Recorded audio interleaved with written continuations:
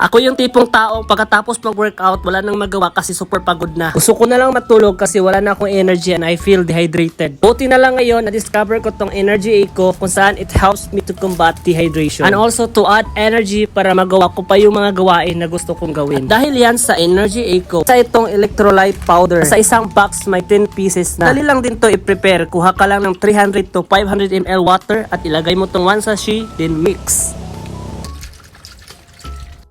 At kung na-dissolve na yung electrolyte powder, pwede mo to siyang inumin before and after ka mag-workout. Hindi lang energy yung makukuha mo dito sa electrolyte powder na to. Pati na din yung vitamin C, magnesium, potassium, calcium, and sodium. At may dalawang flavor na din to. Yung grapefruits na ininom ko ngayon at yung isa naman yung energy flavor. Mabibili mo lang to ng 199 pesos pero dahil maswerte ka ngayon, mabibili mo na lang yung grapefruits for only 119 pesos. And sa energy flavor naman is only for 149 pesos. Diba? Napakasulit. Kaya kung ikaw ay active ka sa physical activities tulad ko, para di madaling mapagod at may energy ka pa after mag-workout, alam mo na yung gagawin. Ilagay ko na lang yellow basket.